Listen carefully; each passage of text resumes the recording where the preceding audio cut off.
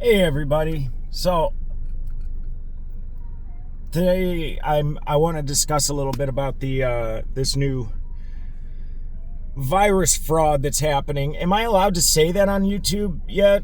Virus? How about vaccine? How about clot shot? Am I allowed to say those things yet? I don't give a fuck. Pardon my language. I think anybody who watches this channel, all 8 of you, realize that, I mean, they prey on the weak-minded, don't they? They prey on those who live their lives according to fear. If it wasn't for that, nobody would have gotten that vaccine. It wasn't but for a fear campaign that everybody did that. And now they're doing it again. How many people are going to fall for it?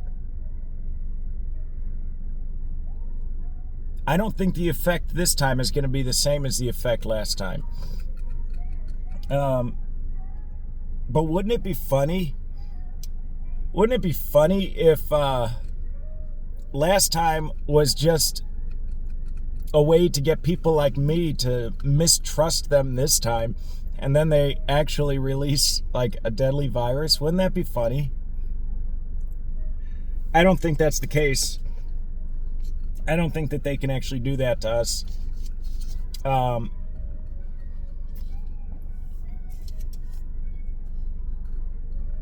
But what I really want to talk about has nothing to do with that. I mean, it does, but it's more of a satellite type of issue. Last time brought me to the brink of, and possibly past the brink of, insanity. I was not a healthy person. The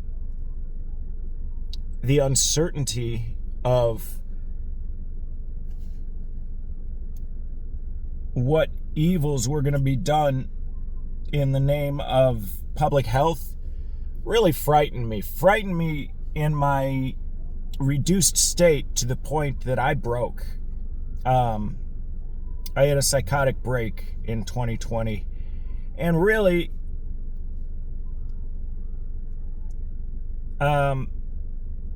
when I came back, I was different.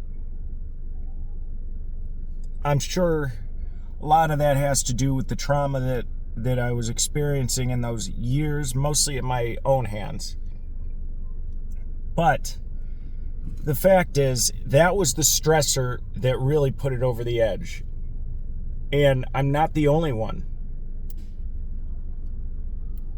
So many people had their home lives destroyed because of lockdowns. And there's no reason to let that happen anymore. Don't let people tell you how to be a human. You know how to do that. Don't let people tell you that you can't leave your home. You're not in prison. You're not a prisoner. Okay? You didn't sign up to be a prisoner. You didn't do anything that demands that you be in prison. So don't do it. There will be stores that'll sell to you. There will be. There were last time when everybody believed it. And there will be this time. It doesn't matter if you see people around you doing insane things. They are not you. You don't need to adopt that into your own life. And what I've noticed more than anything is that the disease exists mostly on screens.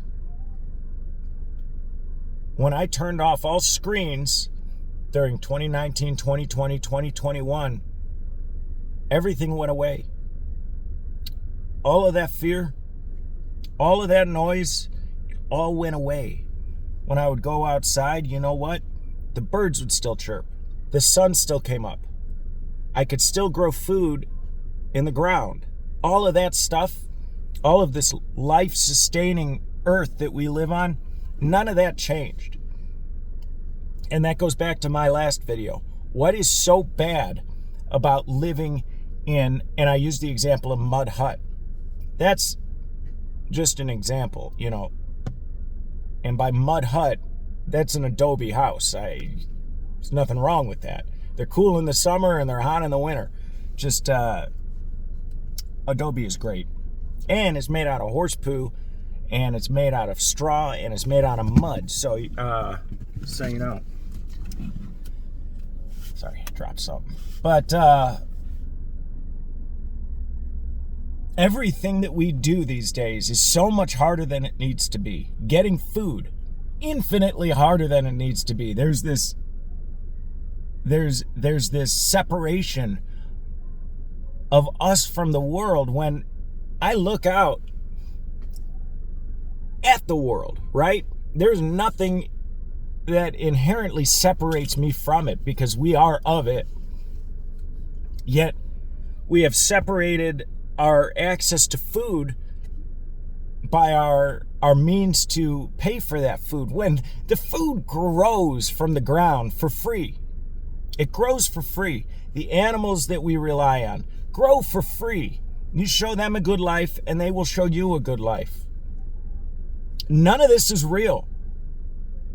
And that's really important. None of this shit that you see on a screen is real. And I mean, schools, mostly fake bullshit. TV shows are showing you a life, showing you to want a life that isn't real. Doesn't exist in reality. We're born, we grow, we live, and we die, and so does everything else around us. It's the constant cycle, which, when you flip it on its end, looks like that. It looks like seasons. It looks like breathing. It's the same thing. Yet we've been so detached from it, have we not? We've been so detached from it that we collectively, I do not, but we fear invisible aspects of life that we're only told exist, and then we trust visible psychopaths to sell us the cure for those invisible ailments. That's insanity. None of that is real.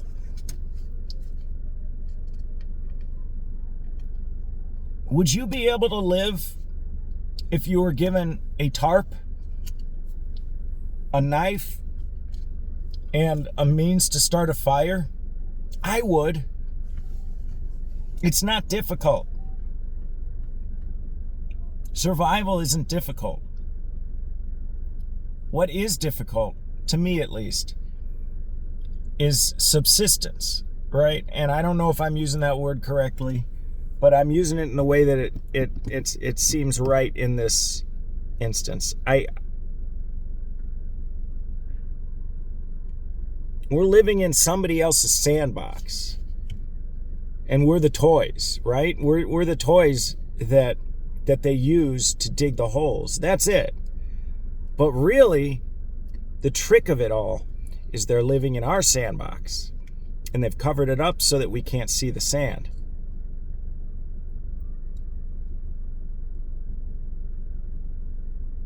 This is our time. This is our time to stand up and to say no, and to say we will not suffer their perspective any longer. We will not limit ourselves by their beliefs. I had an interesting video on today. It was the guard of somebody, or one of the prison guards of Charles Manson, and he used to sit and listen while Charles would play guitar, and he'd talk to him. And so, in a very real way, he knew Charles more than anybody else, right? Nobody else, I mean, none of the people in court knew him like that. But you know what? As soon as he started to say or think that he was a nice guy, he would say, yeah, he's nice, but we know who he is. No. You know who he is. You're letting other people tell you who he is, though. That's crazy to me. That's crazy. And I'm it's not nearly as eloquent coming out of my mouth as I wanted it to be. So I just recommend watching the Soft White Underbelly episode about that. I gotta go. My daughter's having issues in school and I'm getting messages about it. So have a great day.